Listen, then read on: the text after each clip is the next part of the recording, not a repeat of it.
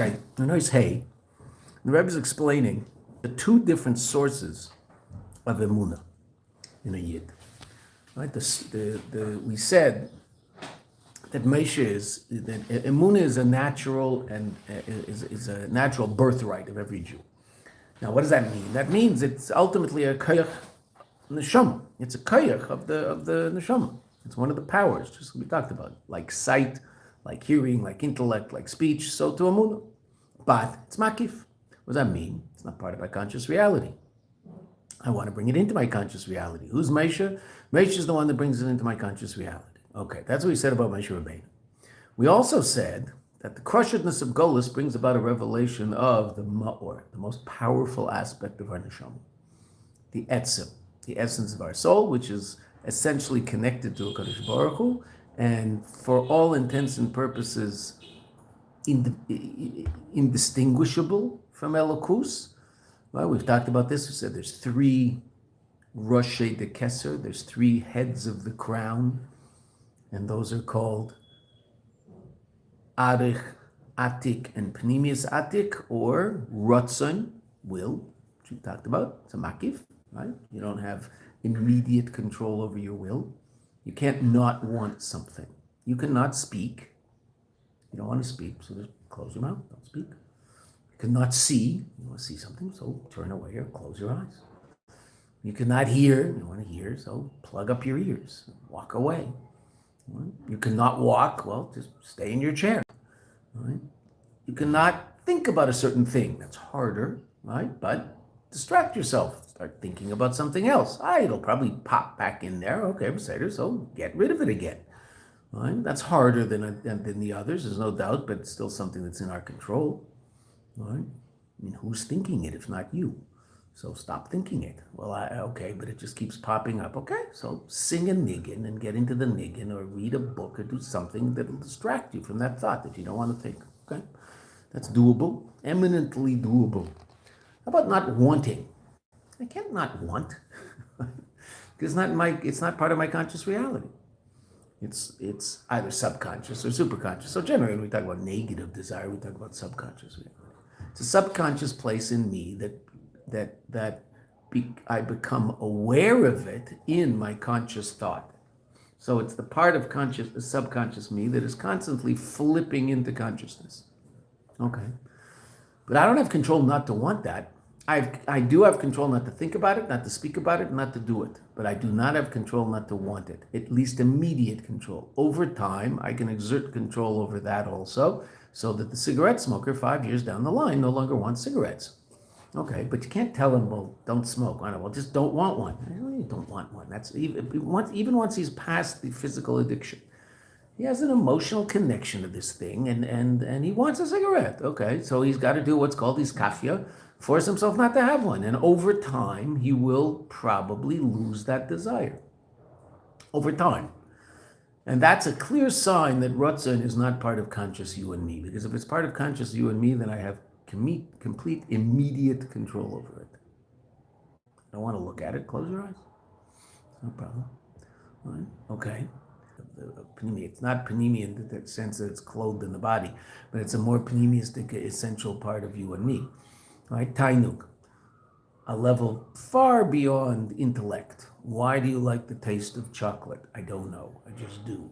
Why do you like corn and your brother likes peas? I don't know. Right? Why do you want corn? Well, you want corn because it gives you pleasure, right? When you see the corn in the salad in Mayanot, you go, oh, good, corn in the salad. I like corn. Why do you like corn? I don't know. I just do. Why do you like corn more than tomatoes? Tomatoes are good. I don't know. I just like eating corn more than I like eating tomatoes because corn gives me more pleasure than tomatoes gives me pleasure. I don't know why. And it's not an acquired taste, right? Because kids, I mean, it can be. There's certain tastes which are obviously acquired to the extent that this is what your mother fed you, right? So Mexicans like Mexican food, and French people like French food, and English people like no food. So okay, I get that. That's true. But that being said, basically two kids in the same house and they're both fed exactly the same thing, and one will like the corn and one will like the peas. One kid will take all the peas off his plate and throw it on the ground and eat the corn, and the other kid will take all the corn off his plate and throw it on the ground and eat the peas. Not when they're 15. They do that when they're 2. They do that when they're 15. You might want to talk to them. Right? It's probably why they do it when they're 15, because you've never talked to them. So, it's probably why. There's a connection there. Okay. So that's Ratzon and Tainug. There's a third level of the crown, so to speak, which is called Reisha Deloy Yada Udeloy Is Yada. We've talked about this. The head that doesn't know and isn't known. So what doesn't it know and what isn't known? Now, simple pshat is it's a completely transcendent, superconscious state of you and me that I don't really become conscious of. Okay. But the deeper pshat is, it's that place in the neshama where the neshama, so to speak, doesn't know whether it's the Eibishter or a neshama. That part of you that's so unbelievably powerfully connected to a Kadosh Baruch Hu, it's hard to tell where the Eibishter stops, so to speak, which obviously he doesn't, he's infinite, right? And where you begin, where that neshama begins, so to speak. It's also hard to say that about a neshama because you're not talking about a physical object. Yeah? Okay. So that's called etzim. That's the etzim and neshama. That's the reality of etzim and neshama. Quite an astounding reality. Okay. So we said there's 2 sources of emunah. One is mazlayu chazi, that there's a level of our neshama right now, as we're sitting down here in Olam Hazeh, there's a level of our neshama that's in Olam Atzilus, and that level of the neshama is experiencing Elokus. I'm not there, but that's happening to a part of me. Okay. And now you'll say, well, how can that possibly be if it's me and I'm not aware of it? Well, I mean, on the simplest level imaginable. In physical terms, base physical terms, which is the part of us that we're most aware of, there's all sorts of things that are happening to you physically that you are not aware of. There's all this stuff happening inside of you that you are completely unaware of. Right? I mean, unless you're exercising a lot, you are not feeling your blood flow. Right? I mean, if you want to, you can go like that. Okay. Fine, I get it, but you can do it in your neck also if you can find your neck. Remember once one of my grandchildren was sitting on my lap and was playing with my beard, and she opened it up and she went, "Zadie, you have a chin." She was like completely blown away that there was a chin under there. What do you think? It's just like space. It's all empty. There's no lower jaw. It's just empty space. I mean, why not?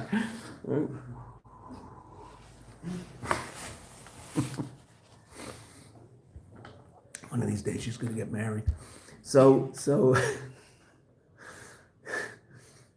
there's all sorts of things that happen to us physically that we're not aware of. Yes, you can feel your pulse. There's all sorts of other stuff.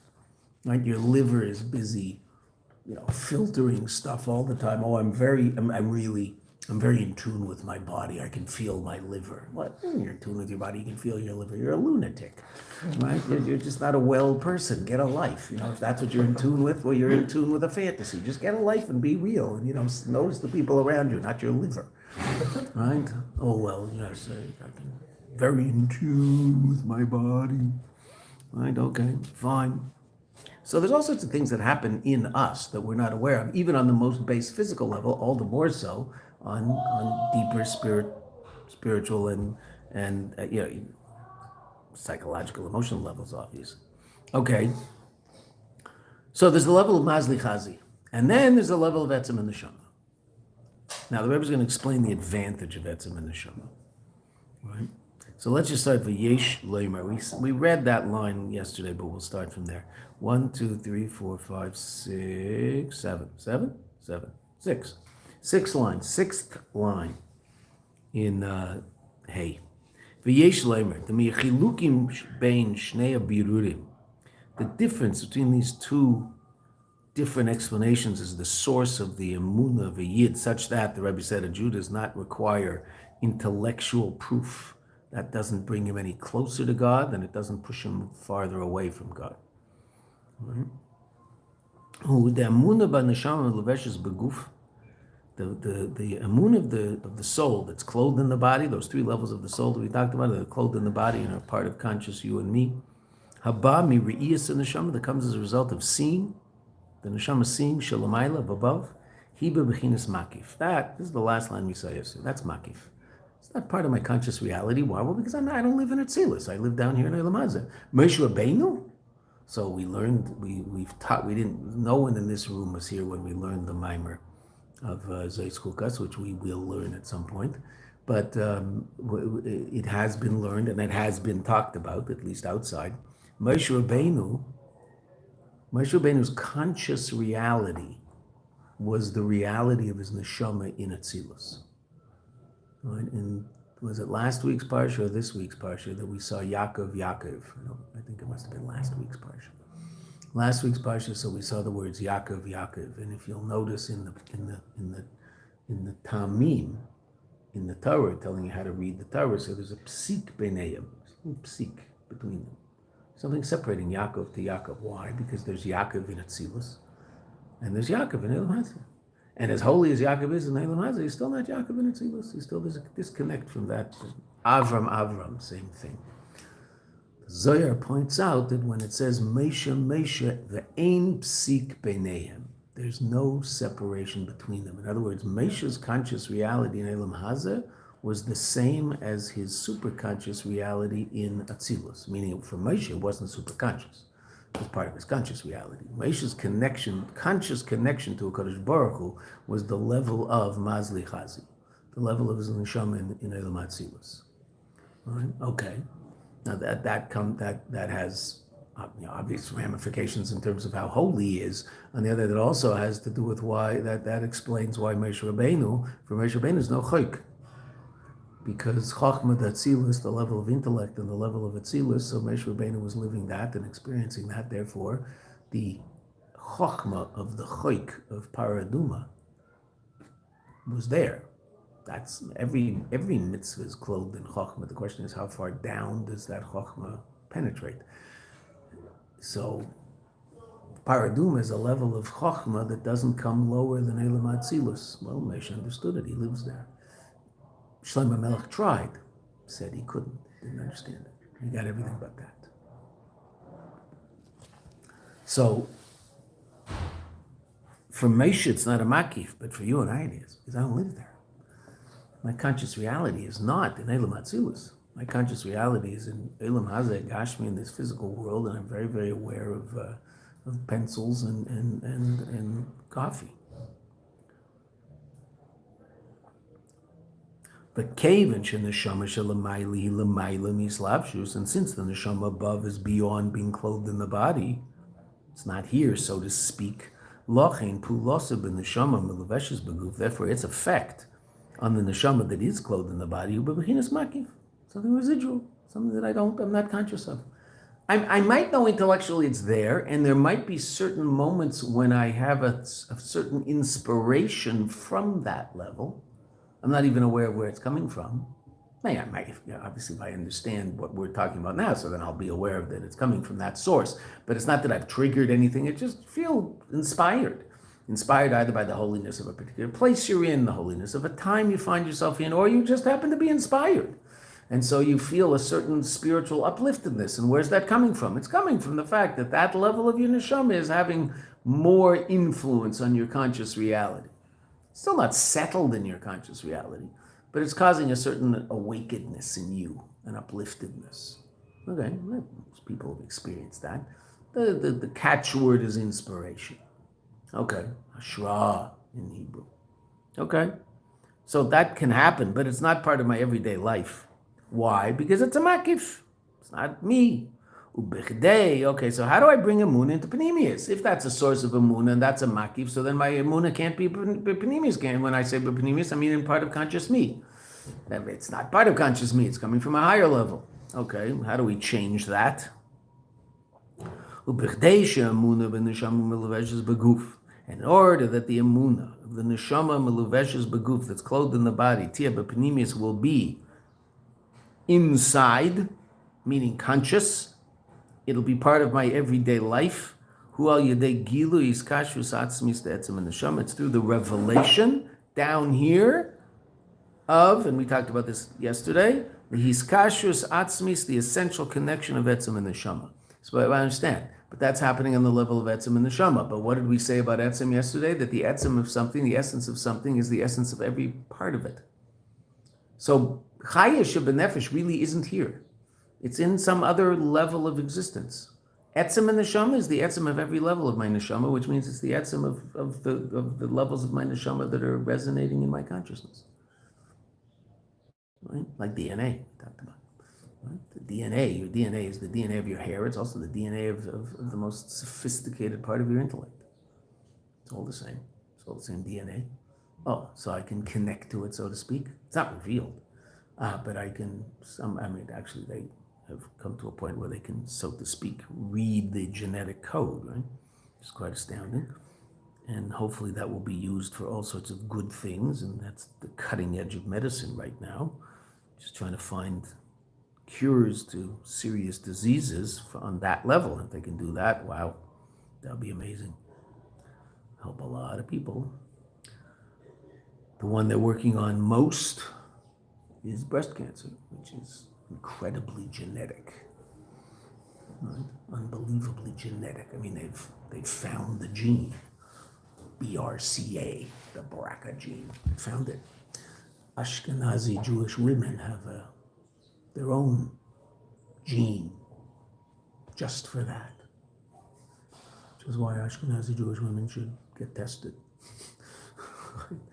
to see if they have that gene, and if they do, then take the precautions necessary. Obviously, be much more careful about the whole idea because it's a terrible killer. But if they can figure out how to manipulate that on the genetic level, they'll save millions of lives. 8% of women at some point detected with breast cancer. Huge number, right? So it's a lot of women in the world, I think there's a lot of them. There's more than 10, for sure. There's a lot of them. You can save that many lives, wow. Which is really interesting, because the genetic level is connected to the revealed level. So the etzem is connected to the revealed level. So that's the level of your neshama that you can connect to in Olam Hazeh. That's what the Rebbe is saying. Ki etzem and neshama here, etzem shel neshama leveshes beguf, because the essence of the soul is also the essence of the soul that's clothed in the body. V'lochein, therefore, ha'emunah the neshama leveshes beguf, the emunah of the neshama that's clothed in the body, shemitzad etzem and neshama hi b'pnimiyusa, that can come into conscious me. And that's ultimately, we're going to see, the Rebbe's going to explain why. And we talked about it yesterday, we'll talk about it again now quickly, but we talked about it yesterday also. That's why that's the basic source of Mesiras Nefesh. We understand that generally Mesiras Nefesh comes from a revelation of Etzem and Neshama, that the Jew becomes conscious of their essential connection to HaKadosh Baruch Hu, so they can't disconnect. They don't want to, which is one thing, and that might be Chaya Shebenefesh, because that's want, but they can't, because there's two languages used when it discusses the inability of a Jew to disconnect from HaKadosh Baruch Hu. Eina reitza ve'eina yochel. Doesn't want, and he's not able. The want can come from Chaya Shebenefesh. Why? Well, that's the source of will, Ratzah. He's not able, that's Etzah. He can't. Like the mashal we used yesterday, okay, I'll let you live if you let me cut off your head. No. And any yochel. I can't make that deal. That's a ridiculous deal. Why would I make that deal? There's no such deal. I realize that without my head, I have no existence whatsoever. Okay, without my connection to the Eibishter, if a Jew becomes conscious of who he truly is, he realizes if he disconnects from the Eibishter, then he has no existence. Right? Simplest explanation of Yitzhak Avinu at the Akedah. What did he understand? I'm 37 years old. This 127-year-old man wants to tie me up on an altar. I would guess Yitzchak could probably overpower his father. Yitzchak worked out in the Mayanot gym a lot more than Avram. Right, okay. So why didn't he? Well, why didn't he? Because he understood that he wanted to be connected to life, and connected to life meant that he might have to disconnect from his physical body. That's how he'll stay alive. Right? He wants to be dead, so stay connected to your physical body. Then you'll disconnect from the true source of life. Because physicality is not the true source of life. Right? Physicality, we talked about yesterday, isn't chai be'etzim. Right? When my finger touches the cup doesn't spring to life. My neshama were to touch the cup, then the cup would spring to life, whatever life looks like in a neshama. Ari, are you still on that piece of plastic or not? Can we not be? I mean, I thought you were probably doing something of use, but it's been a long time, so. Yeah, having a conversation with somebody who's in the States, so. Wait till afterwards, They will, sorry, what can I tell you? I had the great fortune of davening in the same room as the Lubavitcher Rebbe many, many times. I never saw him take a phone call in the middle of davening. Now, I understand he didn't have a cell phone, okay, but if there were, I mean, Rabbi Garner could have said there's an important phone call, and the Rebbe Taka, running the world, but he never took a phone call in davening, so if he can manage, we can also manage. Okay, so again, yesterday we talked about 3 different levels of connection to HaKadosh Baruch Hu. The level from below above. We talked about this at great length also in Pada B'Sholem, Hanukkah, right? So it's been coming up a lot, right? The level from below above, right? That you and I work on ourselves inside our conscious self, coming to an intellectual appreciation of the fact that God is really something else, and we want to be connected to him. Okay, that's very powerful, and that has a very powerful effect on my conscious reality because it's happening in my conscious reality. Okay, but it's limited. It's limited because it's my conscious reality, and conscious me is limited. Okay, but it's very powerful. A higher level, a revelation of Chaya Shebenefesh. What's that? So that's a revelation from above. So when there's a revelation from above below, what's the response of the below? You always answer the question when I ask it. Bittul, beautiful. Bittul, right. The revelation of the light above is mevatel, the existence of the reality below. To put it in slightly different terms, if there were a revelation of infinite reality, then we'd no longer temporarily experience finite reality. We'd now be experiencing infinite reality. And you can't experience them both at once because they're 2 completely different things.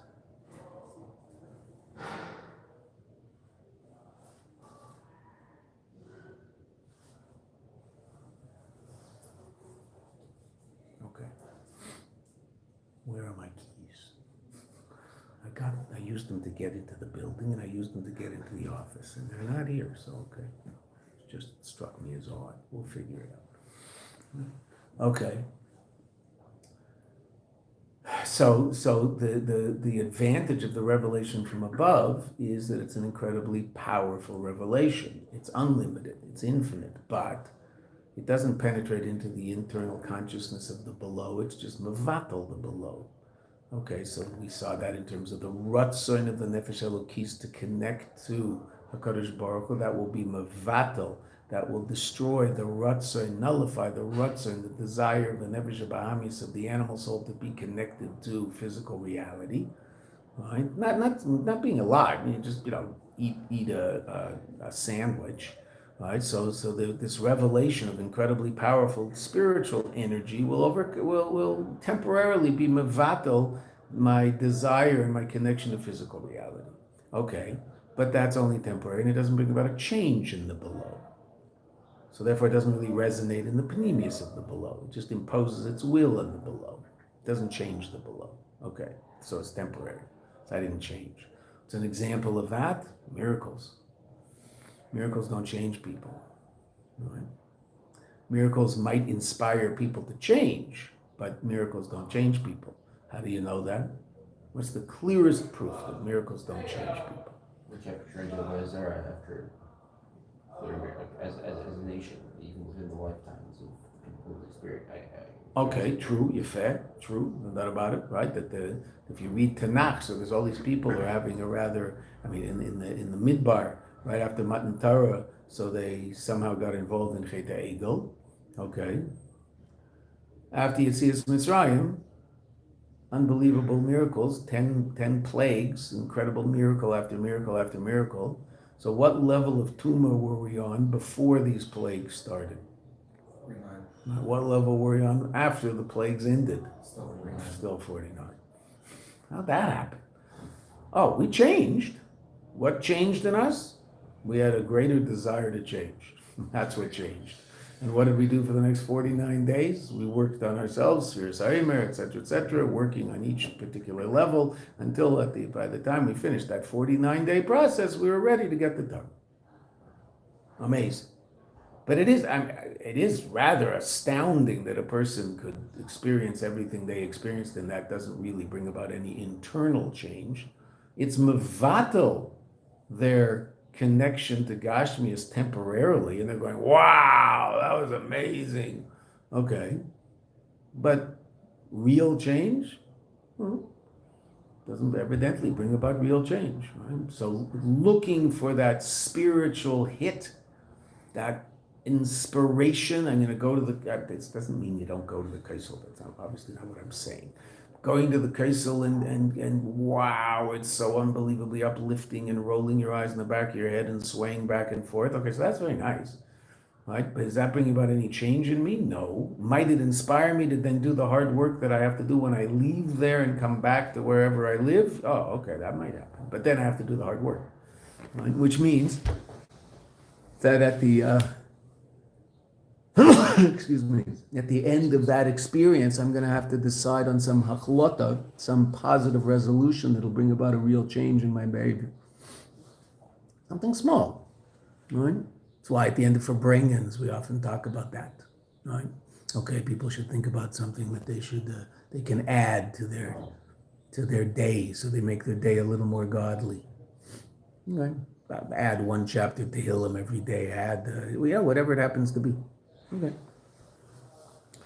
So that's because that happens from below above. So the above below is very, very powerful, but it doesn't bring about a lasting change. What does bring about absolute change? The revelation of Etzem. That's why. Etzem isn't limited in any way, shape, or form. It's not limited by being the infinite reality that'll bring about the nullification of the lower reality. Temporary nullification, that inspiration. It's not limited by that. It's not limited by the finite, because Etzem is beyond infinite. Right? It's not limited by what infinite is limited by. Infinite can't be finite. Etzem can express itself in Etzem. The essence can express itself in finite reality, just like it can express itself in infinite reality. And what was our mashal yesterday for this idea? Chayus. The essential vitality of you. What's that? Where's that ultimately coming from? The essence of the Eibishter. Okay, and therefore, and that's not limited, and you feel that. You're aware of that. It's the vitality of every single part of you. So it's not something that's makif. It's not something that's super conscious, because vitality is not super conscious. Vitality is as much the vitality of my superconscious reality as it's the vitality of my conscious reality, and vice versa. Okay, so that level we can connect to. Valpizeh, based on this yesh levar, we can explain. Now our basic question in the Mimer wasn't actually a question; it was a quandary, right? The Frierdiker Rebbe says two things. First, the Frierdiker Rebbe explains the union of Raya Mehemna. Moshe Rabbeinu is the one that brings Emunah into Pnimius. And then the Frierdiker Rebbe brings the story of Purim to explain the idea of Veata tetzave, that the crushedness of Gullus brings about a revelation of Etzem and Neshama. So where's the Etzem and Neshama coming from? The crushedness of Gullus. Where's its revelation? What's the source of its revelation? The crushedness of Gullus, or is it Moshe Rabbeinu? Somehow working in concert with each other? I mean, okay, so we could think, we could make up all sorts of answers, but that's not what we do. We try to understand things, and so by understanding, we look to people who understand more than us, so we read the book. Okay, so as opposed to guess. So we have this question as to where it's really coming from. Valpiza yesh levar kesher in yanim shebamaimer. Now, based on this, we can explain the connection of these ideas in the Maimer. She'inyan de kosis lamar, that this idea of kosis lamar in the Frierdiker Rebbe's Maimer, it comes behemshech as a continuation, lebir, to the explanation in the Maimer of Inyan de Raya Mehemna. Okay. Ki zeh shemeshe zanim farneses emunah. The fact that Moshe is the one who nourishes our emunah, and what does that mean? He doesn't have to give us emunah, we have it. What does he do? He helps us bring it into our conscious reality. Moshe is the one who helps us become consciously aware of who we really are and what we're really all about. Is that it should be inner, meaning conscious. Who al yedei is how? What does Moshe do? Who megales etzem in the neshama. He reveals the essence of the soul of a yid. Shalamayla mimazli chazi. That's beyond my mazel saw. How does Moshe do that? We'll see. Ma'or, the luminary, shalamayla mi-or. That mem is a preposition from. That's beyond or. The ma'or, the luminary that's beyond or. What's or? That's chaya shebenefesh. Chaya shebenefesh is an incredibly powerful level of or. Etzem is nor. Etzem is ma'or, luminary. The mashal that we always bring, even though it's a very incomplete mashal, but okay, it still helps. Sun and sunlight. Right? Okay. Sunlight is not sun. It's incredibly powerfully connected to sun. It's me'ain the sun. It's davuk to the sun. Me'ain means it's like the sun. It's likened to the sun. Right? And it's davuk to the sun. It's connected to the sun to the extent that it has no existence once it's disconnected from the sun. So its connection to the sun is absolutely powerfully revealed. So as soon as you close the book, you realize there's no sunlight on the page that has now been closed. When the page was open, so sunlight was shining on the page. When you close the book, you realize there's no longer any light on the page. You can't capture the light. The light's now on the cover of the book, not on the page that you open to. Right? Because light has to be connected to its source. And that's the nature of sunlight. And that's why sun and light are such incredible mashalim for godly energy. Okay? Godly energy isn't light. We just use that mashal because it's a good mashal. It's not light. Okay, so sun isn't light. Sun, it's the luminary, it's the source of the light, but it's not light. There is light in the sun. That's why it's an imperfect mashal. But Seder, in the simplest level, the sun isn't light. The sun is the sun. It's this densely packed gases hanging around in space, burping away. And what emanates out from it? Light and heat, right? To our great pleasure. Right? Okay, so light comes from that sun. But the sun isn't light, the sun is the sun. The light that comes from the sun is so unbelievably, powerfully connected to the sun that you and I might say, boy, the sun's bright today. That's a really stupid thing to say. I mean, the sun's bright today. The sun's always bright. No, what do I really mean? I'm not going to say it this way, but what do I really mean? Boy, the sunlight is bright today. Boy, the sunlight is hot today. But you won't say that. You say, boy, the sun's really hot today. Okay, well, that's because the connection of the light to the sun is so unbelievably powerful that you basically don't distinguish between the two. But you really should if you want to understand them. The sun is not light. The sun is the sun. What comes out of the sun is light. Okay, so to the Eibishter. That's why people get confused and think the Eibishter is infinite. It's not infinite. His light is infinite. He's not infinite. It's beyond infinite. It's the source of infinite. It's also the source of finite. Oh, so since he's the source of infinite and the source of finite, he can be revealed in finite just like he can be revealed in infinite. Infinite has a hard time being revealed in finite. That's why Chaya Shebenefesh is a makif. It's not here, it's there. It's up there in so-called infinite reality as opposed to down here. Whereas Etzem can be here. What does Moshe do? He connects us to that Etzem. How? We'll see. So what about Kosis Lamor? That also connects us to our Etzem. The difficulties, the crushedness of Gullus arouses in a Jew an appreciation of their essential connection to the Eibishter, and they're unwilling to give that connection up. Right?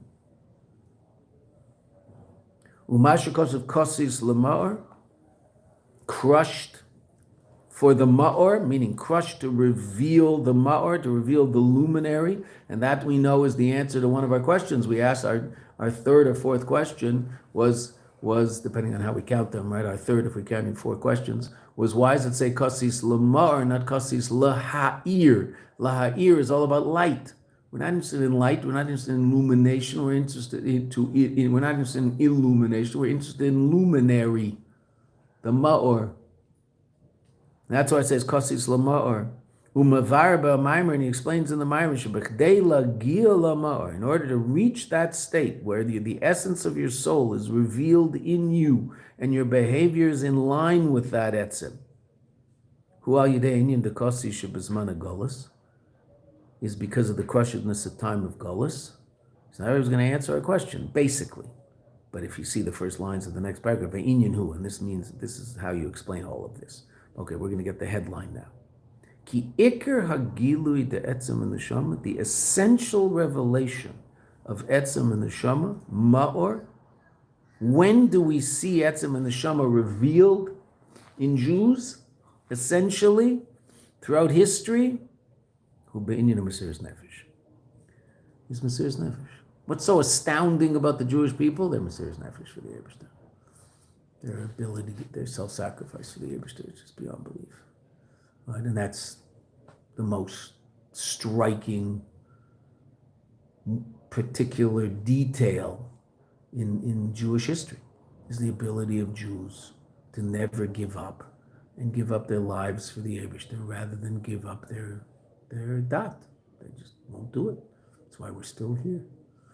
Right? Everybody else at some point gave up and became someone else. Right? I mean, what happened? They all died? No, they just said, okay, so we won't be Mesopotamians anymore. We'll be something else. Right? I mean, these other people took us over, and so we'll become them. And now they're indistinguishable. And there are Yidden who did that. There are Yidden who did that. It's not that didn't happen in Jewish history. It certainly did. Right? And where are they now? Well, they're not. I mean, they're not Yidden. Where are their families? I don't know. They're whatever they are. Right? Can't find them. It doesn't take long.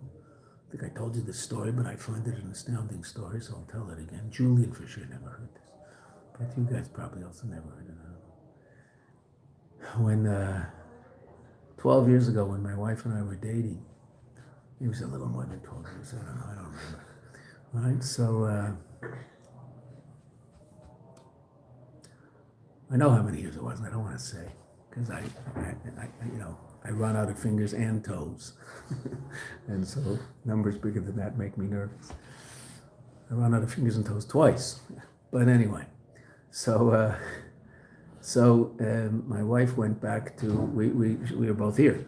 And she went back, it was the summertime, she went back to visit her parents for 5 weeks. And right in the middle of the whole thing, which was really annoying, but that's just the way it all worked out. So she came back, and we met again, and then we got engaged. So one of the stories she told me when she got back was she had read an interesting article. Her parents in those days used to get, America, right? I don't know, did they get the Times? I don't know. They would always have a New York. The New York Times was often around in the house. So she was reading an article in the New York Times, and it was an article about the oldest Reform temple in New York, which was, this is the summer of 1981, right? It's celebrating its 100th anniversary, 1881, that's right? That's when, not large relative to what happened at the turn of the century, but that's when Jews started moving to America, and then a lot of them were from Germany, and so the Reform movement already existed in Germany, and so they opened the Reform temple it wasn't Temple Emmanuel, which is the famous one, it was some other Reform temple in New York. It was the first Reform temple in New York, evidently, and they were celebrating their 100th anniversary. I believe it was the first one. They were celebrating their 100th anniversary, and so they wanted to have some sort of gala affair celebrating this milestone. To make a long article short, I've already made it long. They could not find one Jewish descendant of any of the people that established the temple 100 years ago. Now there must be some, right? There have to be some, because some woman had a daughter who had a daughter who had a daughter who had a daughter, right? So, but her name is McCormick. So find her, right? No, I mean, you can't find her. She's there. She's Jewish, for sure. There's Jews out there. There have to be. It just, by the law of averages, it just can't be that there aren't any. Because some girl had a girl who had a girl who had a girl. 100 years isn't that long, right? Okay. But that's pretty frightening. That's just a frightening thing. I couldn't find a Jewish descendant. Okay, and obviously Jewish descendant. Okay, so I don't know what they did at the party. I'm not sure. Maybe they went abracadabra and made some, and they had some Jewish descendants. But so there is an essential connection, but that doesn't mean the essential connection always resonates in the conscious being, and so the person could theoretically disconnect. Okay, but what is it that what's more astounding about Jews is not that they have assimilated, is that they haven't, right? Because we're still here. Right? There's no more Romans; they're gone. There's no more Carthians, Cartha, right? They're gone. Everybody's gone. The Greeks, those Greeks, they're gone. They're all gone, right? There's no more Yishmaelim. These Yishmaelim aren't necessarily mamish Yishmaelim, right? Because everything was mixed up. The Gemara talks about the fact that everything was mixed up. The Egyptians for sure aren't the Egyptians, right? The Egyptians who were hanging around with us, those aren't the same Egyptians, right? Who are they? I don't know. A conglomeration of all sorts of different people who ended up becoming so-called Egyptians. Okay. The only thing that's been around forever are Palestinians. They've been here forever, but the big lie. It works, though. You know, you just say it enough, it works. So the Yidden are around. Why? There's this thing called Mesiras Nefesh, that the Yid would rather give up their life than disconnect from Yiddishkeit, and that's what's kept us around all the time. Which is, you might think, is somewhat ironic, because if they're willing to give up their lives and then they don't they disappear? No, that's exactly why they don't disappear. That's why stories like Purim happen, Hanukkah happens. Both stories of unbelievable Mesiras Nefesh. Azoiv and Nitanders. This is the way it is, and there is no other way, as we're going to see in the story of Purim. We already saw in the story of Purim that they could have denied their Yiddishkeit and be saved, but no, they didn't. Why not? Because when push comes to shove, the Jew won't do that, because he wants to be connected to the Eibishter. Bring an example of that. See if you can think that, if you can imagine this happening. And then you have a clear example of how Mesiras Nefesh brings out the essential nature of the Yid. That's what the Rebbe just told us. And that's why Raya Mehemna and Kosis Lamar go together. Raya Mehemna, the Moshe Rabbeinu, is the one who brings about the revelation of the Etzim in consciousness. But when is that most common? Mesiras Nefesh. Because the Ikar of Mesiras Nefesh is a revelation of Etzim and Neshama. There can be Mesiras Nefesh that comes from Chayeshiv, and there can be Mesiras Nefesh that comes from intellect. There are Americans willing to give up their life for America. It's an intellectual decision. That can happen. There's no question. But the essence by the Yid is from Etzim and Neshama, the essence of Mesiras Nefesh. Berel and Shmerel hate each other. They can't stand each other. When they see each other, it ruins their day. But of course, they see each other every morning because they daven in the same shul. They daven at different ends of the shul. But while Beryl is davening, he's always sort of looking over at Shmerel, and if Shmerel is smiling, so Beryl is wondering, why does that lowlife smile? He doesn't deserve to smile. He's such a lowlife. There's nothing in the world worse than Shmerel. And when Shmerel looks at Beryl and he sees Beryl in the middle of Shemona Esrei, and it looks like Beryl is actually concentrating, he says, what a faker. There's no way Beryl is concentrating. Beryl is such a lowlife and a thief and such a creep. There's nothing worse than Beryl. Beryl is so low, he has to look up to see down. That's how low Beryl is. Oh, he's the worst. Okay, they can't stand each other. Okay. After davening in the same shul and having all these negative thoughts about each other, and who knows, they might have even expressed it in speech to the guy next to them and said some lashon hara about Beryl or Shmerel. So Beryl walks outside. Standing outside is a 19-year-old Soviet soldier with a big gun. And he says, I'm looking for someone named Shmerel. Where is he? Does Beryl tell this heathen where Shmerel is or not? Hopefully not. Hopefully not. Matter of fact, probably not a chance. All right? No. This heathen hits him with the gun on the side of his head, and blood starts coming out of his ears. He falls in the snow. And then he kicks him. He says, "Tell me where Shmerel is." Doesn't tell him. Won't tell him. Why not? Well, there's different aspects to that. One aspect is what's called roshtus. That Beryl, when he's sitting in shul hating Shmerel, doesn't realize that hating Shmerel disconnects him from the Eibishter. He thinks that this is okay. He's still connected. It's Shmerel who's disconnected, not him. Right? Okay. If he really knew that this disconnects him from HaKadosh Baruch Hu, having such negative thoughts about another Jew, he wouldn't have these thoughts. Okay, Beseder. But he's not aware of that at this time. He might be aware of it intellectually, but not emotionally. Okay. Fine. There's that aspect to it. But when he walks outside, what becomes absolutely clear to him? You do not give up a Jew to a Soviet. You don't do that. You just don't do that. There is no such thing in life. You don't do it. And if you do it, you've just written a get to the Jewish people and the Eibishter. You're not part of it if you were to give someone over to that person.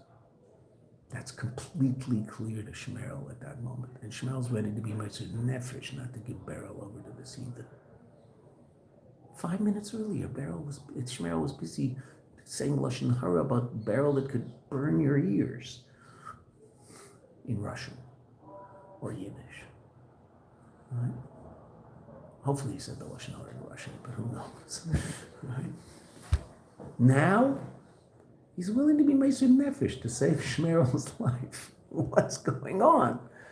Well, because it's absolutely clear to Shmerel when he's standing out in the snow with this heathen that what the equation is.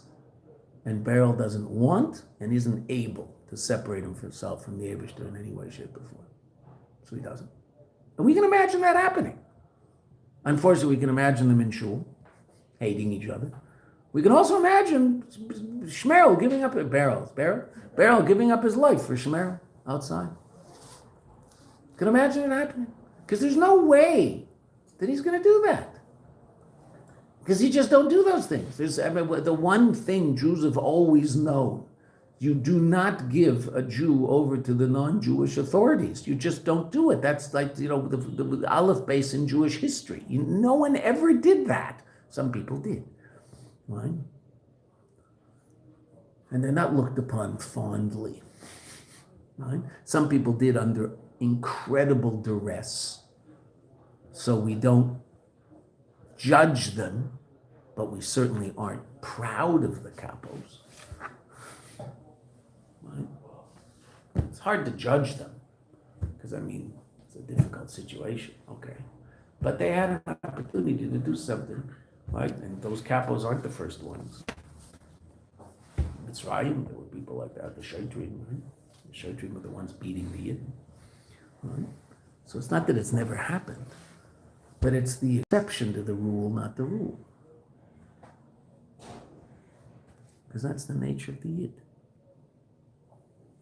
Okay, we can stop there, Lois. Let's just read the first line of Vav, and we'll see where we're going tomorrow. Va'inyan. So we just answered, we didn't answer our question completely, obviously, because you don't fully understand it. But we've answered our question superficially. That what? The reason that Kasis Lamar and Raya Mehemna, those two ideas are discussed by the Frierdiker Rebbe, and both of them seem to be understood as the source of our emunah coming into consciousness, is because the essential expression, Moshe Rabbeinu is the one who brings about a revelation of Etzem and Neshama, essence of the soul. And that's what brings emunah into Paninius, brings our emunah into our conscious reality. The event that usually triggers that most powerfully is Mesiras Nefesh, the event that will produce Mesiras Nefesh. And because Mesiras Nefesh is the most powerful and common expression of the revelation of Etzem and Neshama.